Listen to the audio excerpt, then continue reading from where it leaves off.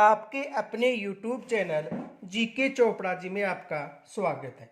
जो हमारा टॉपिक चल रहा था वो चल रहा था चित्तौड़गढ़ दुर्ग।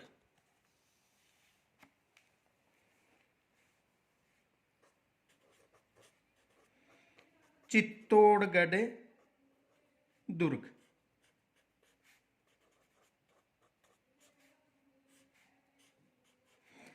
अब देखो, चित्तौड़गढ़ दुर्ग में जो 3 साके हुए थे उनमें से पहला जो साका हुआ था 1303 में रतन सिंह के समय, उसका अध्ययन कर लिया था।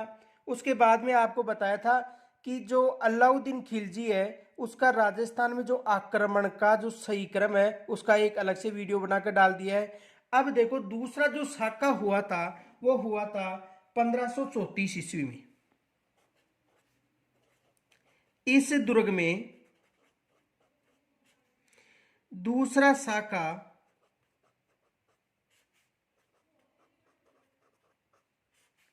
1534 ईस्वी में हुआ था।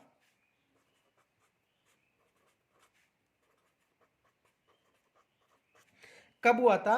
1534 ईस्वी में। यानी कहने का मतलब है, देखो चित्तौड़ का दूसरा जो साका था वो कब हुआ था? 1534 में।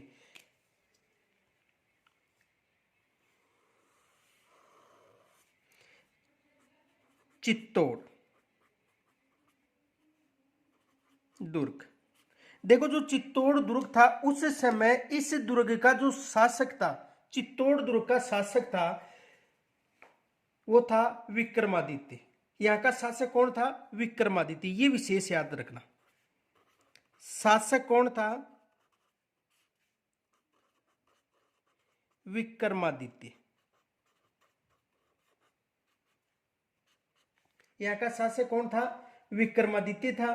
और इस समय गुजरात का जो शासक था सुल्तान बहादुर शाह। गुजरात का शासक कौन था?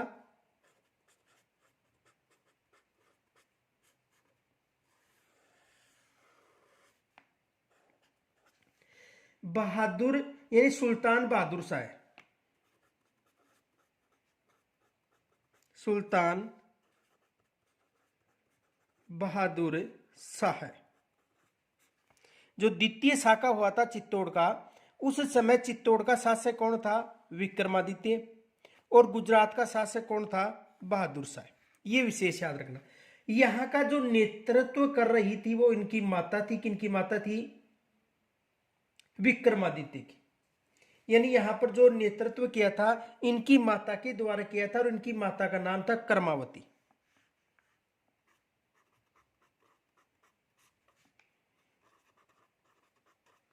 कर्मावती। माता का नाम क्या था? कर्मावती। अब देखो, यानी कहने का मतलब है कि बहादुर शाह ने किस पर आक्रमण किया? विक्रमादित्य या चित्तौड़ पर आक्रमण किया। गुजरात के शासक बहादुर शाह ने किस पर आक्रमण किया? विक्रमादित्य मान लो या चित्तौड़गढ़ पर। उस समय शासन कौन कर रही थी? कर्मावती। अब देखो, उस समय कर्मावती ने शासन किया था, और उस समय दिल्ली का शासक कौन था?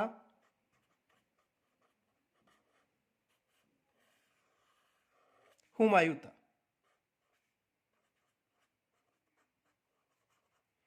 दिल्ली का शासक कौन था? हुमायूं था। जब सुल्तान बहादुर शाह ने विक्रमादित्य पर आक्रमण किया, उस समय जो सुल्तान ने यहां पर आक्रमण किया, उस समय कर्मावती ने सहायता के लिए इसके पास राखी भेजी थी। किसके पास राखी भेजी थी? हुमायूं के पास। ये विशेष याद रखना। सहायता हेतु राखी किसके पास भेजी गई थी? हुमायूं के पास। अब देखो, हुमायूं ने उस समय कर्मावती की सहायता नहीं की थी। जब कर्मावती की सहायता न करने के कारण कर्मावती ने बहादुर शाह के साथ कुछ धन देकर समझौता किया, लेकिन कुछ समय बाद यानी 1534 ईस्वी में बहादुर शाह ने पुनः आक्रमण किया। कहां पर आक्रमण किया? चित्तौड़ पर। और जब बहादुर शाह ने चित्तौड़ पर आक्रमण किया, उस समय यहां का जो नेतृत्व था, चित्तौड़ का नेतृत्व, वो प्रतापगढ़ के वीर बाघ सिंह ने किया था। किन्होंने किया था? देवलिया की जो प्रतापगढ़ था उसका जो सेनापति था बाघ सिंह, उन्होंने यहां पर नेतृत्व किया था। ये विशेष याद रखना। देखो एक बार दोबारा समझो। चित्तौड़गढ़ का जो द्वितीय शाखा हुआ उस समय शासक था विक्रमादित्य, नेतृत्व कर रही थी उनकी माता कर्मावती। सुल्तान बहादुर शाह जो गुजरात का शासक था, उन्होंने चित्तौड़ पर आक्रमण किया। चित्तौड़ पर आक्रमण किया उस समय कर्मावती ने दिल्ली के शासक हुमायूं को रक्षा के लिए राखी भेजी थी, लेकिन उन्होंने सहायता नहीं की थी। कारण था दोनों मुस्लिम शासक थे, इसलिए सहायता नहीं की थी। उसके बाद कर्मावती ने इनको कुछ धन देकर समझौता किया, लेकिन कुछ समय पश्चात 1534 में पुनः आक्रमण किया। किस पर आक्रमण किया? विक्रमादित्य पर। विक्रमादित्य उस समय उनकी आयु कम थी, यानी विक्रमादित्य था वो नेतृत्व नहीं कर रहा था। नेतृत्व केवल कौन कर रही थी? कर्मावती, क्योंकि उनका बाल्यावस्था थी। अब उस समय जो कर्मावती थी उन्होंने चित्तौड़ का नेतृत्व है। किसका नेतृत्व है? चित्तौड़ का जो नेतृत्व था वो देवलिया शासक बाघ सिंह को सौंपा गया था। किसको सौंपा गया था? बाघ सिंह, जो कहां का शासक था? सॉरी, देवलिया जो शासक था बाघ सिंह, उसको नेतृत्व सौंपा गया था चित्तौड़ की सेना का। देवलिया शासक बाघ सिंह युद्ध में लड़ता हुआ वीरगति को प्राप्त हुआ था और कर्मावती ने सैकड़ों महिलाओं के साथ जौहर किया था। यहां तक समझ में आ गया होगा। तो देखो द्वितीय जो शाखा हुआ था वो कब हुआ था? 1534 में हुआ था। तो देखो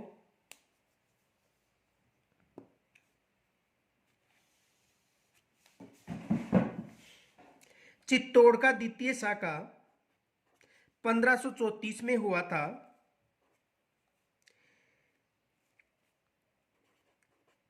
इस युद्ध में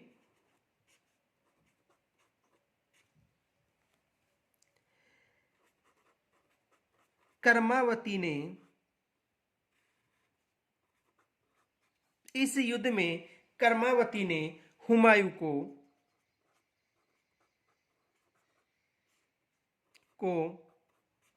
रक्षा हेतु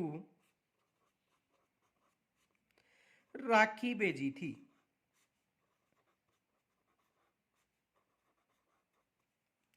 यानी जो कर्मावती थी उन्होंने हुमायूं को रक्षा हेतु राखी भेजी गई थी। ये एग्जाम में प्रश्न यहां से 100% पूछा जाता है। आगे देखो, किंतु हुमायूं ने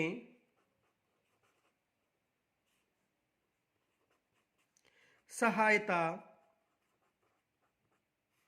नहीं की थी। उसके बाद कर्मावती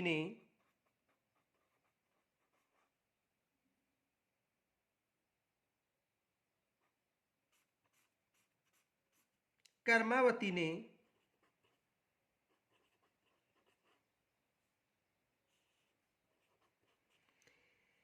गुजरात के सुल्तान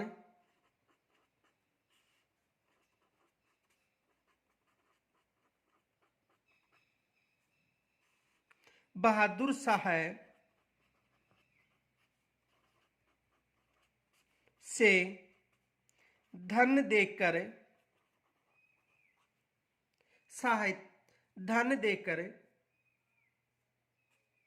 समझौता किया था।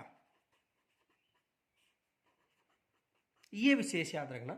यानी कि कर्मावती ने हुमायूं को सहायता के लिए राखी भेजी थी, लेकिन जब हुमायूं ने सहायता न की तो उसके बाद उन्होंने सुल्तान जो बहादुर शाह था उसको धन देकर समझौता किया था। आगे देखो,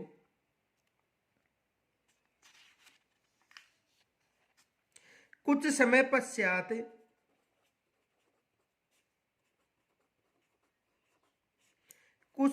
पश्चात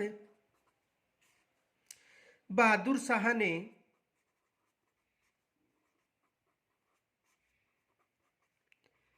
पुनः आक्रमण किया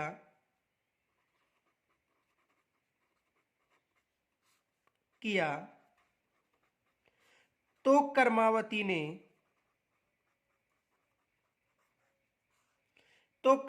ने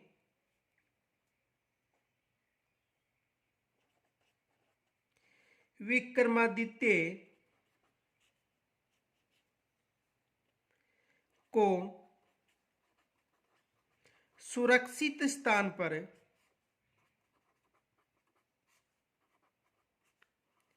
भेज दिया।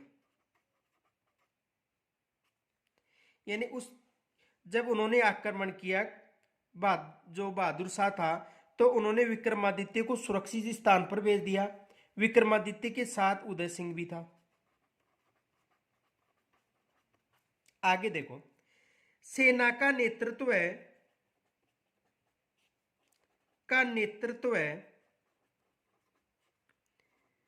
देवलिया शासक बाघ सिंह को सौंपा गया। यानी नेतृत्व किसको सौंप दिया सेना का? देवलिया शासक बाघ सिंह। देवलिया शासक बाघ सिंह कहां का शासक था? प्रतापगढ़ का शासक था उस समय। आगे देखो,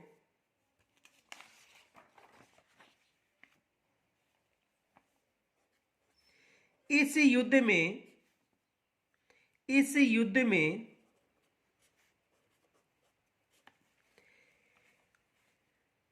सुल्तान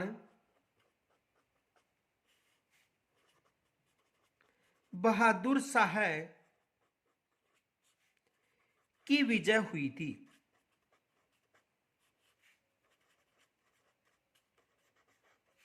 तथा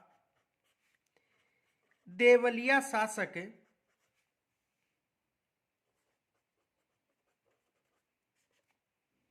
बाघ सिंह वीर गति को प्राप्त हुआ था।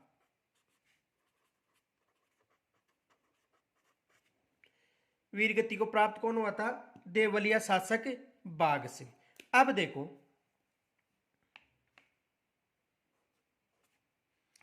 कर्मावती ने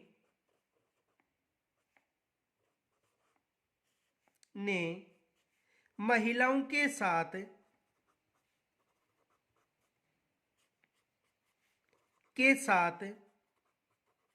जोहर किया था।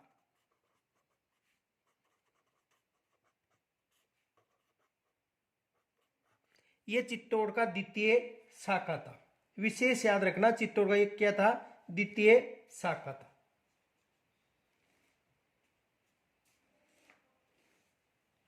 अब देखो, एग्जाम में प्रश्न पूछा गया था, याद रखना, विशेष यहां से दोबारा भी बन सकता है कि बहादुर शाह ने अपनी सेना का सेनापति का नेतृत्व किसे सौंपा था।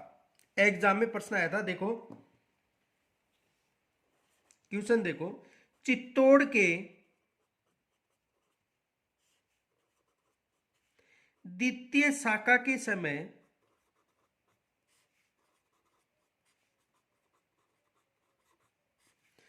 गुजरात सुल्तान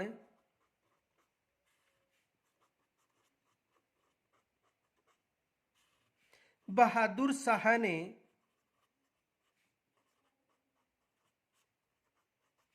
अपनी सेना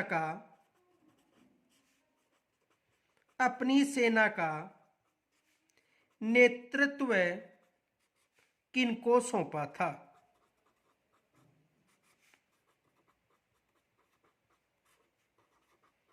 ये विशेष याद रखना। तो अपनी जो सेना है उसका जो नेतृत्व था वो किसको सौंपा गया था? रूमी खां को।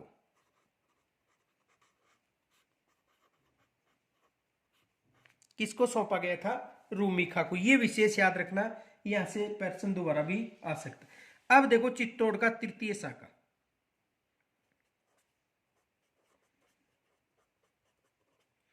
चित्तौड़ का तीसरा शाखा,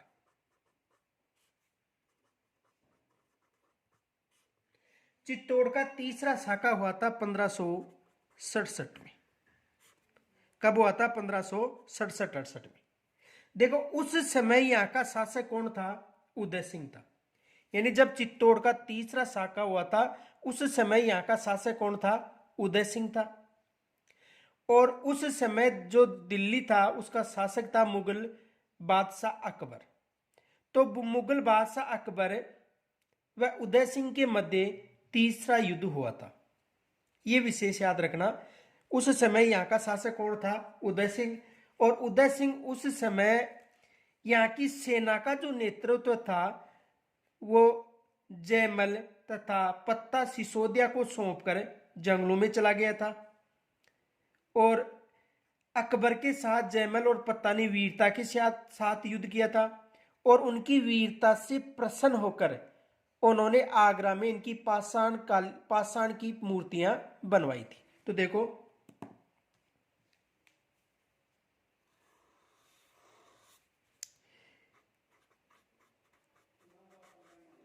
दिल्ली का शासक कौन था? अकबर। दिल्ली का शासक कौन था? अकबर। और चित्तौड़ का शासक कौन था? उदय सिंह। चित्तौड़ का शासक कौन था? उदय सिंह। अब देखो यानी कि जब अकबर ने इस पर आक्रमण किया, किस पर? चित्तौड़ पर, यानी उदय सिंह पर।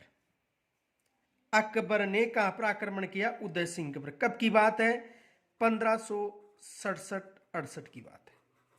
आक्रमण प्रारंभ किया था 1567 में और युद्ध समाप्त हुआ था 1568 में।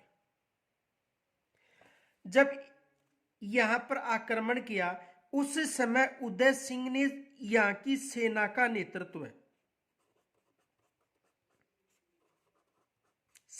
नेतृत्व जयमल व पत्ता को सौंप दिया था। किनको सौंपा था? जयमल व पत्ता को।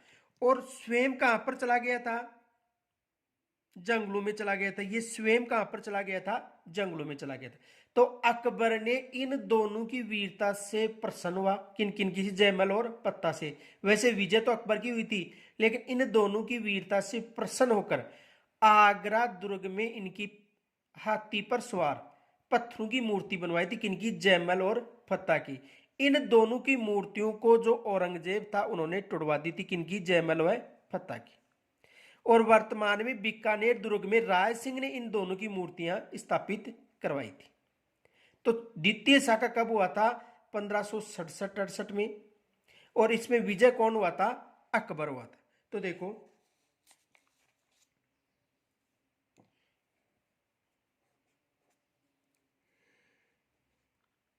इस साके में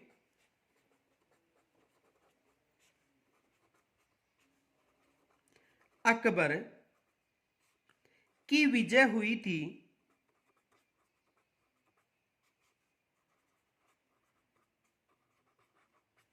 अकबर की विजय हुई थी उदय सिंह ने सेना का नेतृत्व उदय सिंह ने सेना का नेतृत्व देखो उस समय उदय सिंह जंगलों में चला गया था। तो सेना का नेतृत्व जयमल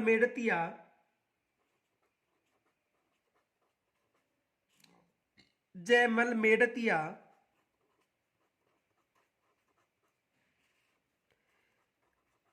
तथा रावत पत्ता सिसोदिया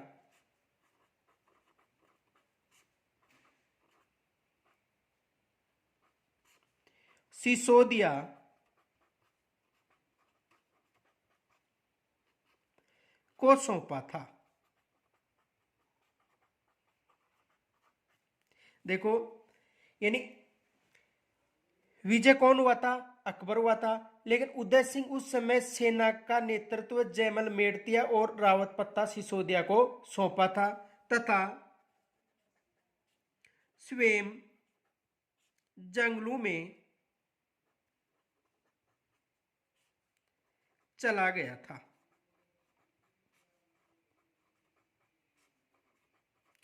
कहां पर चला गया था, खुद जंगलों में चला गया था। आगे देखो, इस युद्ध में वीरता से लड़ते हुए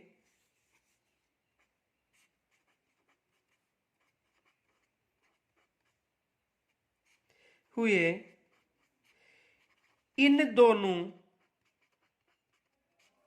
योद्धाओं की मृत्यु हो गई थी।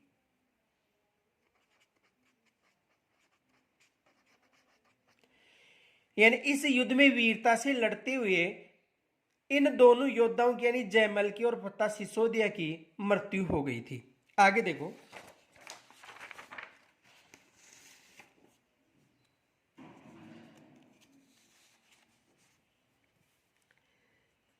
इनकी वीरता से प्रभावित होकर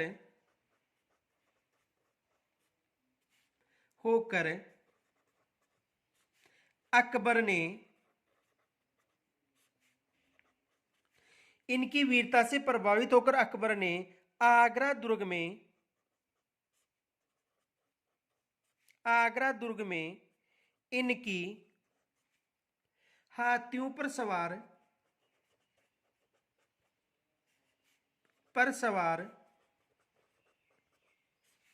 पत्थर की मूर्तियां बनवाई थी।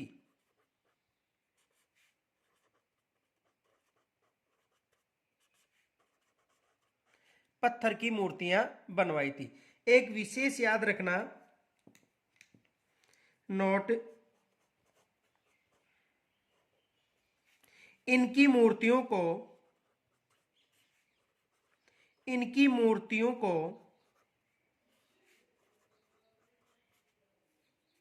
औरंगजेब ने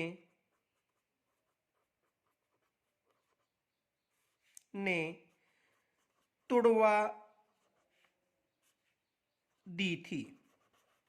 किन्होंने तुड़वा दी थी? औरंगजेब ने। यह विशेष याद रखना। दूसरा यहां से प्रश्न बन सकता है, इनकी मूर्तियां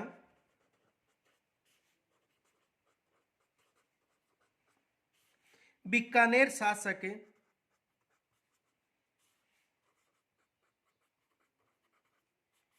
राय सिंह ने बीकानेर दुर्ग में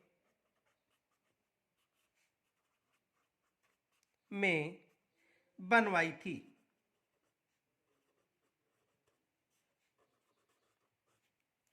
यानी इनकी मूर्तियां कहां पर बनवाई थी? बीकानेर दुर्ग में। किन्होंने बनवाई थी? राय सिंह ने। यह भी विशेष याद रखना। आगे देखो,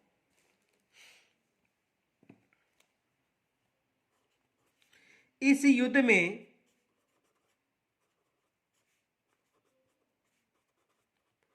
फूल कंवर पत्ता की रानी ने जोहर किया था। तो चित्तौड़ का जो तीसरा साका था वो 1567-68 में हुआ था, और अंत में इस दुर्ग पर 21 फरवरी 1568 को अकबर ने अधिकार कर लिया था।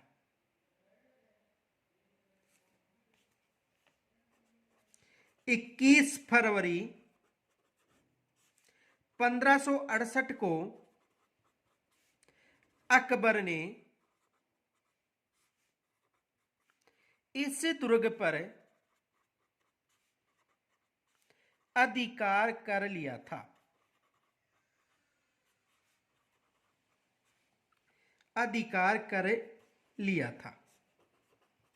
तो इस दुर्ग पर अधिकार कब किया था? 1568 में। और अधिकार करने के बाद इस दुर्ग का जो रक्षा का भार था वो आसफ खां को सौंप दिया था। यह भी विशेष याद रखना। उसके बाद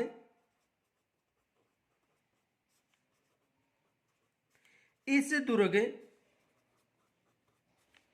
का रक्षा भार आसफ खां को सौंप दिया था।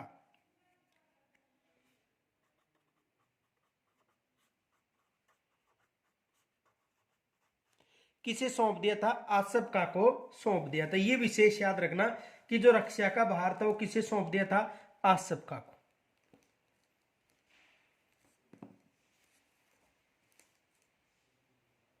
अब देखो यहां से प्रश्न कौन कौन से बन सकते हैं। एक विशेष फैक्ट याद रखना, विशेष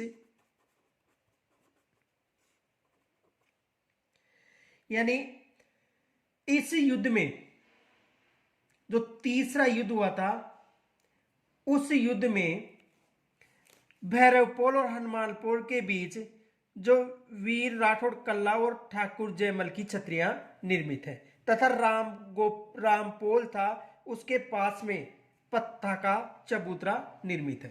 तो देखो भैरवपोल व हनुमानपोल, भैरवपोल व हनुमानपोल के बीच, यानी कौन कौन से पोल है? भैरव पोल और हनुमान पोल। ये विशेष याद रखना के बीच राठौड़ कल्ला, राठौड़ कल्ला, इसे चार हाथों वाला लोक देवता भी कहा जाता है। चार हाथों वाला लोक देवता,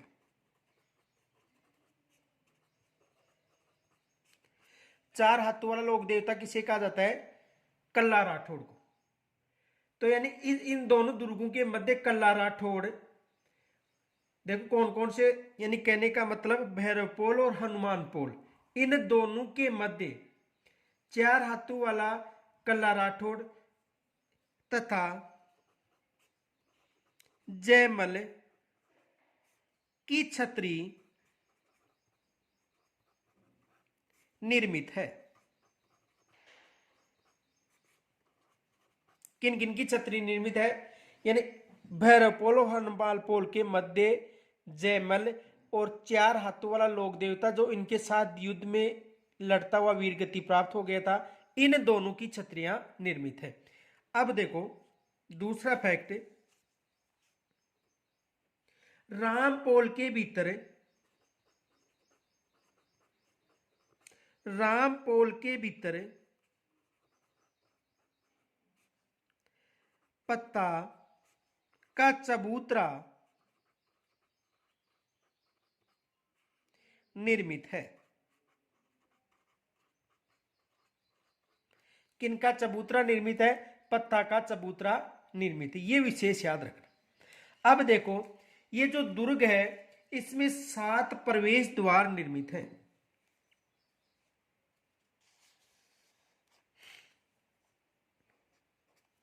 इस दुर्ग में 7 प्रवेश द्वार निर्मित हैं।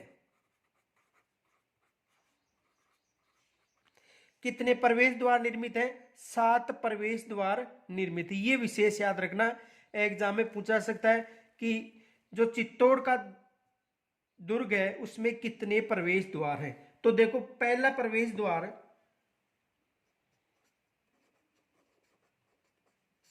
प्रथम प्रवेश द्वार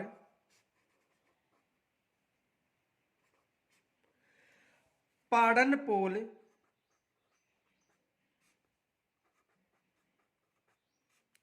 इसे पाटनपोल भी कहा जाता है।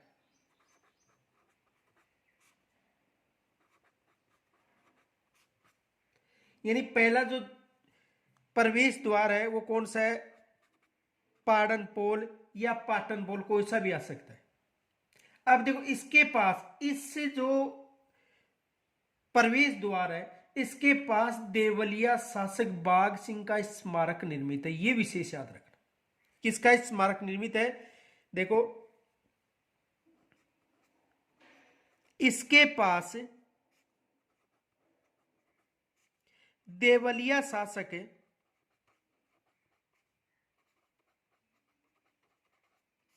बाघ सिंह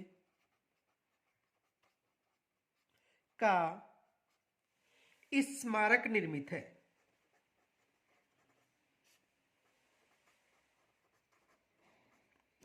स्मारक निर्मित है।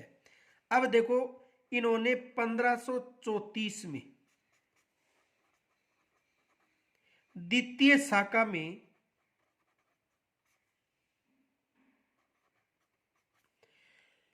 नेतृत्व किया था। यानी देवलिया शासक बाघ सिंह कौन था? जो द्वितीय शाखा हुआ था कर्मावती के समय, उस समय सेना का नेतृत्व किया था। तो इनकी छतरी कहां पर है? पाडनपोल, या जो प्रथम प्रवेश द्वार है वहां पर निर्मित है। आगे देखो,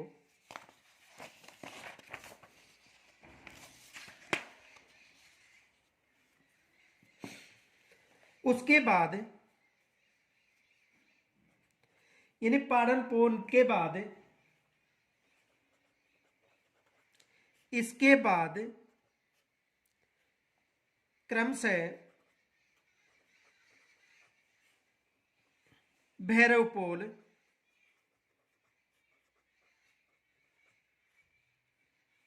हनुमानपोल,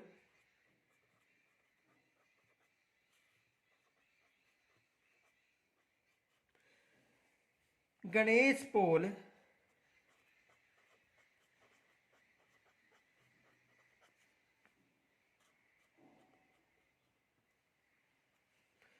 जोड़ला पोल,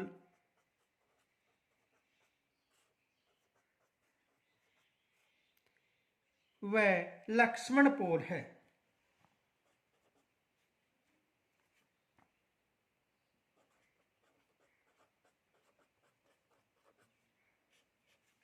वह लक्ष्मण पोल है। यानी भैरव पोल, हनुमान पोल, गणेश पोल, जोड़ला पोल वह लक्ष्मण पोल है। और अंतिम जो 7वां दरवाजा वह राम पोल है। अंतिम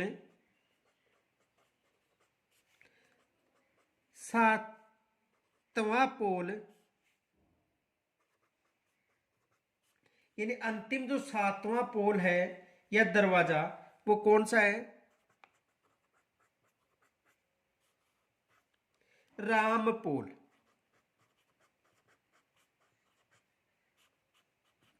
अंतिम पोल कौन सा है? राम पोल है। दुर्ग का मुख्य दरवाजा है, ये विशेष याद रखना। दुर्ग का मुख्य दरवाजा, यानी दुर्ग का मुख्य दरवाजा कौन सा है? रामपोल। और इसके पास आमेर ठिकाने के सत्ता जो पत्ता सिसोदिया है उसका स्मारक निर्मित है। तो पत्ता सिसोदिया का स्मारक किसके पास निर्मित है? रामपोल के पास। पीछे लिखाया था, देखो, इसके पास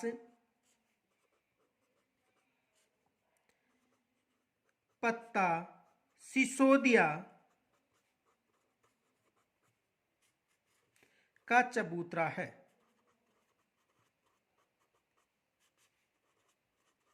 ये विशेष याद रखना, यहां से एग्जाम में प्रश्न आ सकता है।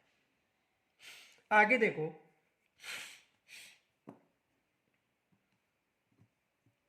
क्वेश्चन देखो, यहां पर प्रश्न बन सकता है। जयमल व पत्ता सिसोदिया की कितने खंभों की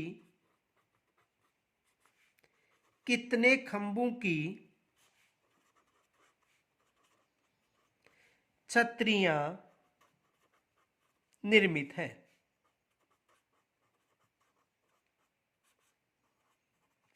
ये विशेष याद रखना कि जयमल व पत्ता सिसोदिया की कितने खंभों की छतरियां हैं। तो देखो, जयमल की 6 खंभों की,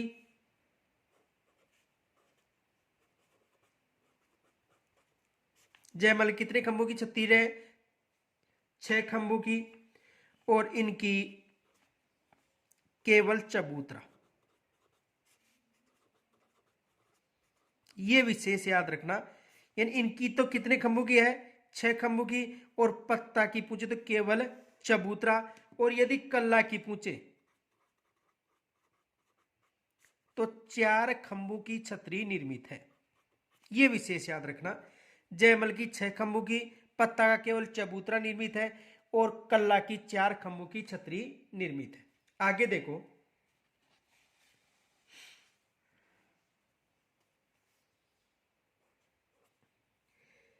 चित्तौड़ दुर्ग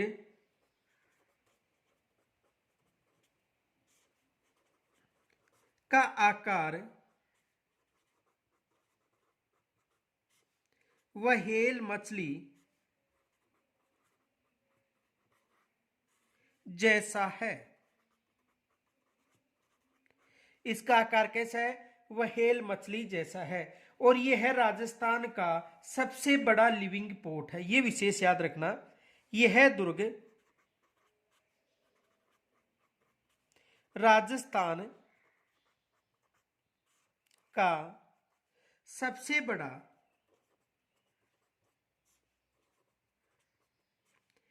यानी राजस्थान का सबसे बड़ा लिविंग पोर्ट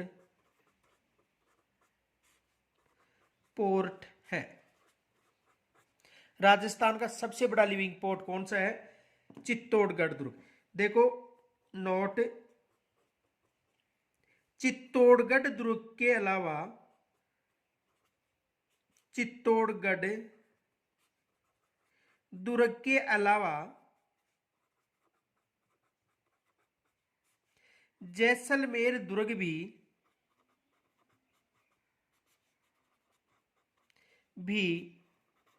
लिविंग पोर्ट है।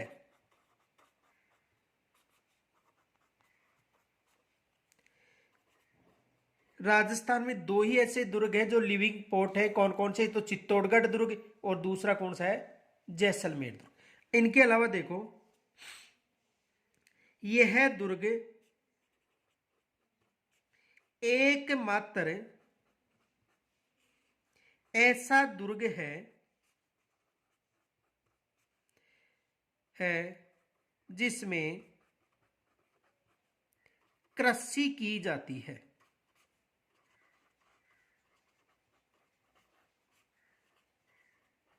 यानी यह है एकमात्र ऐसा दुर्ग है जिसमें क्या की जाती है? कृषि कार्य किया जाता है। किस दुर्ग में? चित्तौड़गढ़ दुर्ग में। आगे देखो,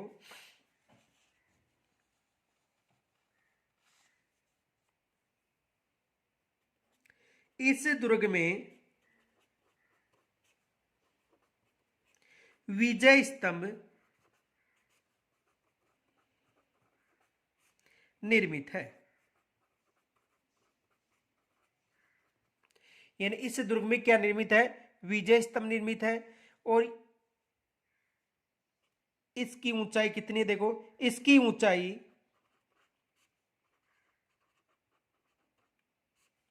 120 फीट है। ऊंचाई कितनी है? 120 फीट। और इसका जो निर्माण था वो किन्होंने करवाया था? महाराणा कुंभा ने करवाया था। किन्होंने करवाया था? महाराणा कुंभा ने। देखो निर्माण, इसका निर्माण महाराणा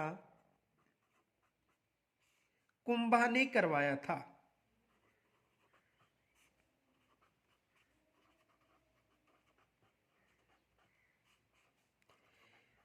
निर्माण किन्होंने करवाया था? महाराणा कुंभा ने करवाया था। और एक विशेष याद रखना, इनमें इस जो विजय स्तंभ है, इस स्तंभ में विभिन्न मूर्तियां हैं। यानी हिंदू देवी देवताओं की अधिक मूर्तियां होने के कारण इसे विश्व मूर्ति कला का या विश्व मूर्ति कला का विश्वकोश कहा जाता है। किसे कहा जाता है? विजय स्तंभ को। तो देखो, इसमें देवी देवताओं की मूर्तियां स्थित है।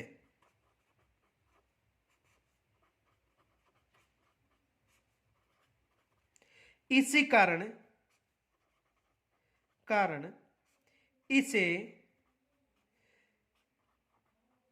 भारतीय इसी कारण इसे भारतीय मूर्ति कला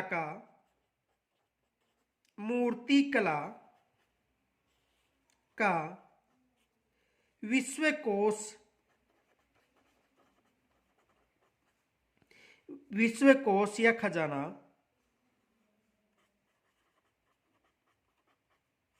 कहा जाता है।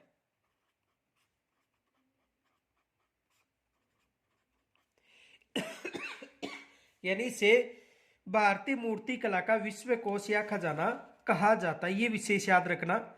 अब देखो नोट विशेष याद रखना, विजय स्तंभ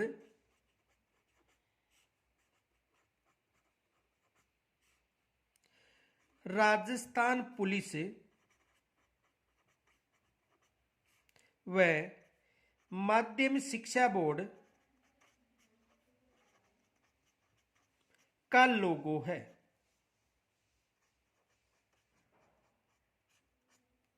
यानी जो विजय स्तंभ है वो राजस्थान पुलिस व माध्यम शिक्षा बोर्ड का लोगो यानी प्रतीक चिन्ह के रूप में अपनाया गया। ये विशेष याद रखना कि जो चित्तौड़ दुर्ग में निर्मित विजय स्तंभ है वो राजस्थान पुलिस व माध्यम शिक्षा बोर्ड का क्या है, लोगो है। ये विशेष याद रखना। आगे देखो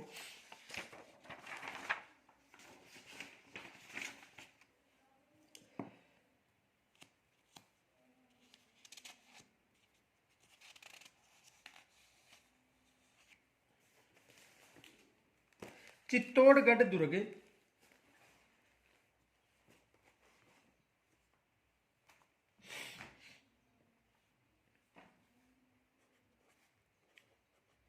इस दुर्ग को जून 2013 में विश्व धरोहर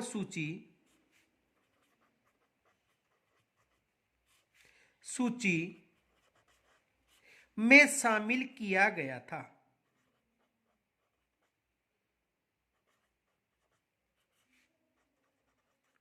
शामिल किया गया था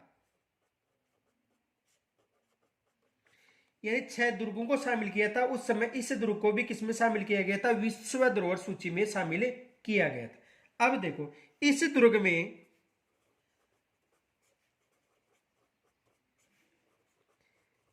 दुर्ग में तुलजा माता का मंदिर,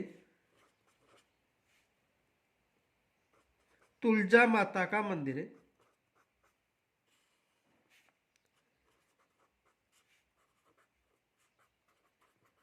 और ये मंदिर किन्होंने बनवाया था, बनवीर ने बनाया था। नवलखा भंडार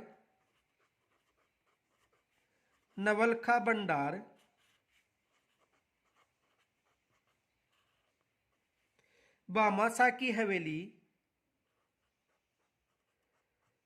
भामाशाह की हवेली श्रृंगार चंवरी प्रसाद, श्रृंगार चंवरी प्रासाद यानी महल,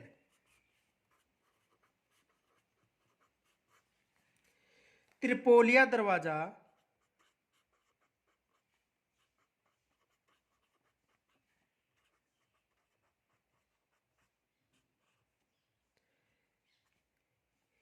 कुंभ श्याम मंदिर,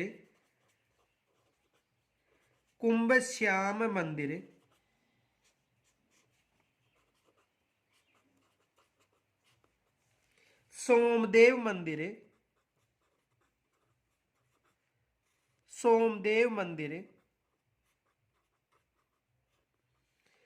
कुंभा द्वारा निर्मित विजय स्तंभ,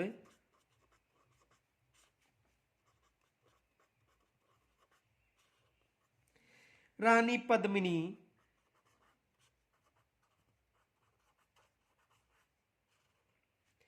महल, गोरा बादल महल,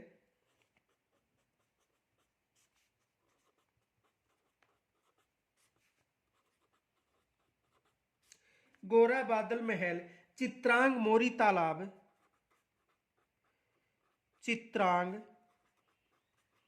मोरी तालाब तथा जैन कीर्ति स्तंभ,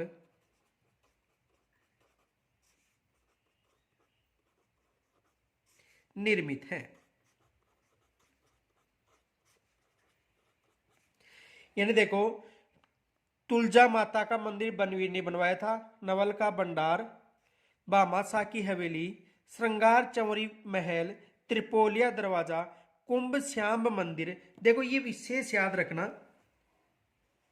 कुंभ श्याम मंदिर किस दुर्ग में है? चित्तौड़ में। लेकिन यदि कुंभ स्वामी विष्णु मंदिर पूछे, कुंभ स्वामी विष्णु मंदिर,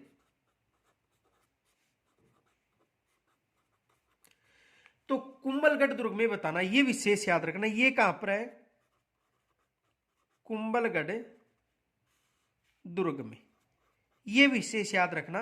यदि कुंभ श्याम मंदिर पूछे तो चित्तौड़गढ़ दुर्ग में बताना है, और कुंभ स्वामी विष्णु मंदिर पूछे तो कहां पर बताना है? कुंभलगढ़ दुर्ग। आगे देखो, इनके अलावा देखो,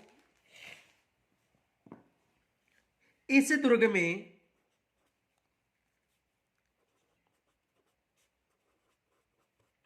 में जोहर मेला आयोजित होता है।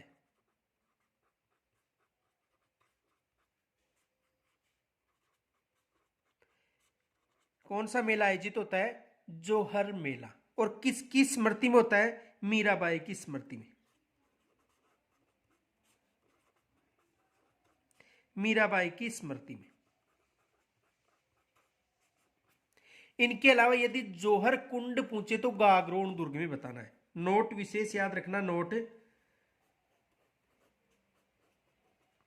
जोहर कुंड,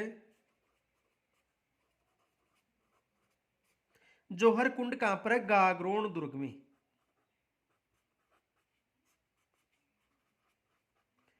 जोहर कुंड कहां पर है? गागरोन दुर्ग में। ये विशेष याद रखना। अब देखो, दुर्ग का जो प्राचीन द्वार सूरजपोल है, इसका प्राचीन जो द्वार है वो सूरजपोल कहलाता है, और दुर्ग की उत्तरी दिशा की जो खिड़की है उसको लाखोट की बारी कहा जाता है। ये विशेष याद रखना। देखो, दुर्ग का प्राचीन द्वार सूरजपोल, सूरजपोल कहलाता है।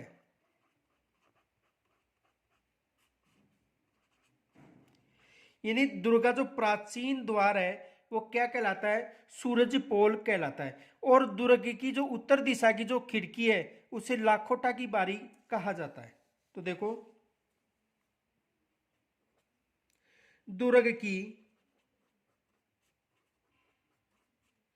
उत्तर दिशा की खिड़की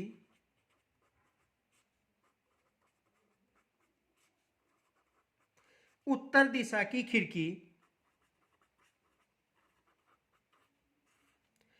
लाखोटा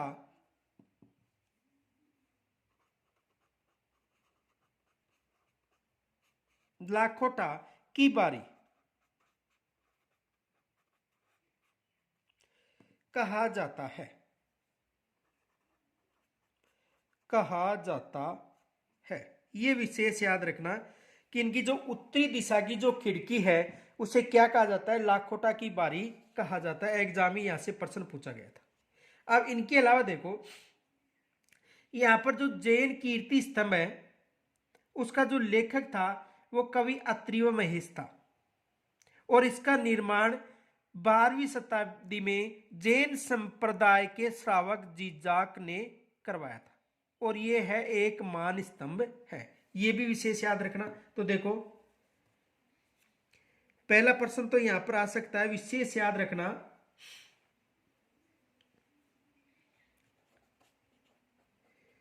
चित्तौड़ दुर्ग में स्थित विजय स्तंभ विजय स्तंभ का वास्तुकार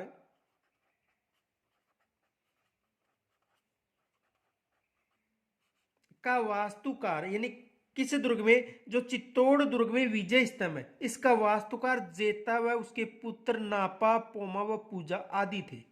वास्तुकार जेता तथा उसके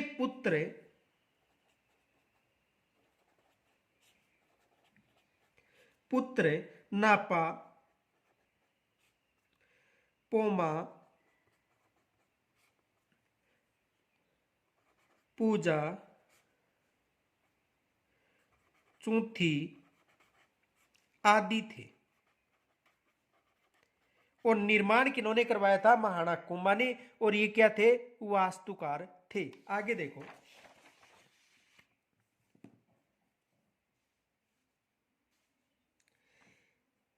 इस दुर्ग में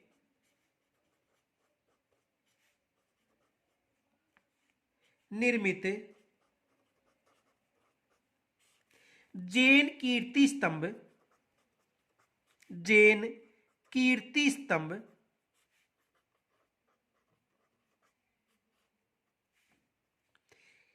जैन कीर्ति स्तंभ के लेखक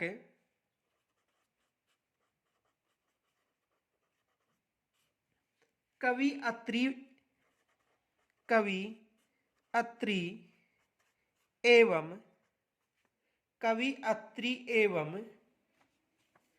महेश थे।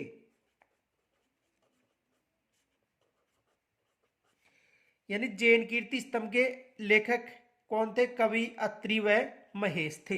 ये विशेष याद रखना। इसका निर्माण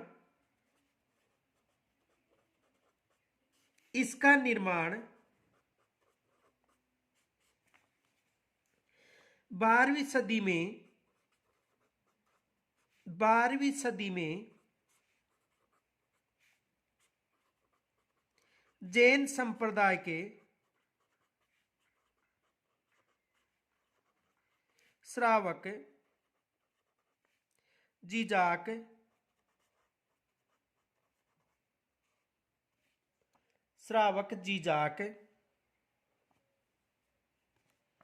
ने करवाया था।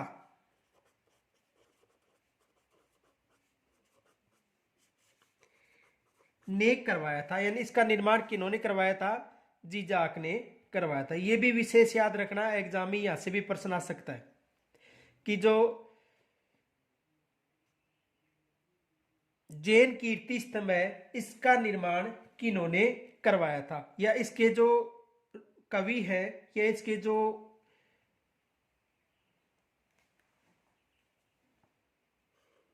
ये विशेष प्रश्न याद रखना, यहां से एग्जाम में प्रश्न आ सकता है। अब देखो, इनके अलावा देखो एग्जाम में दूसरा प्रश्न आ सकता है कि यहां पर जो तुलजा भवानी का मंदिर था वो किन्होंने बनवाया था? तो तुलजा भवानी का जो मंदिर था वो बनवीर ने बनाया था। और बनवीर द्वारा निर्मित ये जो मंदिर है इसे लघु दुर्ग के नाम से भी जाना जाता है। तो देखो,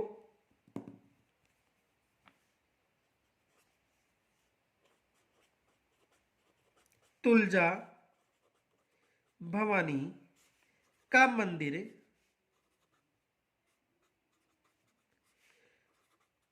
बनवीर ने बनवाया था। बनवीर ने बनवाया था। यह विशेष याद रखना कि इसका निर्माण किन्होंने करवाया था? बनवीर ने करवाया था। एग्जाम में प्रश्न पूछा सकता है, तो यहां पर भी विशेष याद रखना कि इसका निर्माण किन्होंने करवाया था? बनवीर ने करवाया था। इनके अलावा देखो यहां पर जो नवलखा बुरुज है यह भी किन्होंने बनवाया था? बनवीर द्वारा निर्मित था। देखो नवलखा बुर्ज, ये भी याद रखना।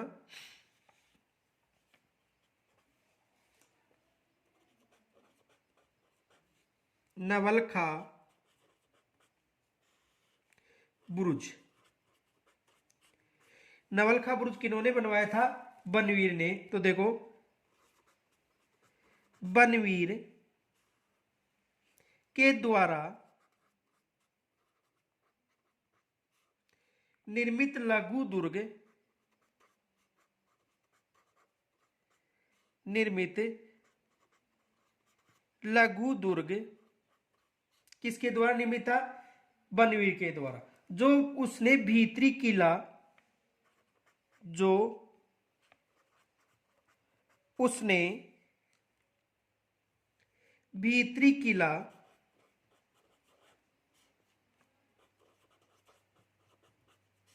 किला का मतलब दुर्ग बनवाने के उद्देश्य से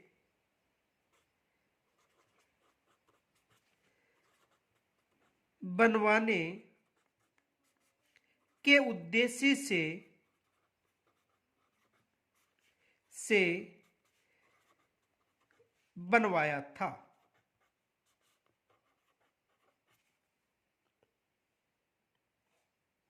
तो इस बुर्ज का निर्माण भी किन्होंने करवाया था? बनवीर ने करवाया था। अब देखो, एक फैक्ट विशेष याद रखना, एग्जाम में यहां से भी प्रश्न बन सकता है। विजय स्तंभ को कर्नल जेम्स टोड ने रोमन के टार्जन की उपमा दी थी, यह भी विशेष याद रखना। तो देखो, विजय स्तंभ को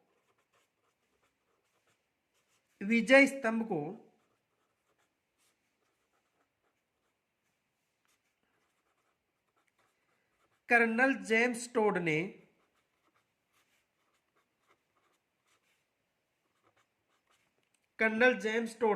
रोमन के टार्जन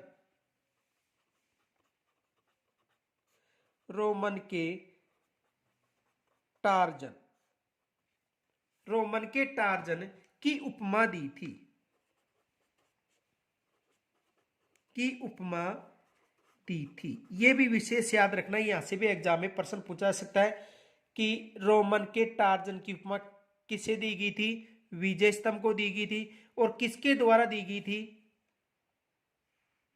कर्नल जेम्स टोड के द्वारा। तो यहां तक कि कोई यदि समस्या हो तो कमेंट्स के द्वारा मुझे जरूर बताइए। और कल जो हमारा टॉपिक होगा वो है कुंभलगढ़ दुर्ग। कल का जो टॉपिक है वो कौन सा दुर्ग है? कुंभलगढ़ दुर्ग। धन्यवाद।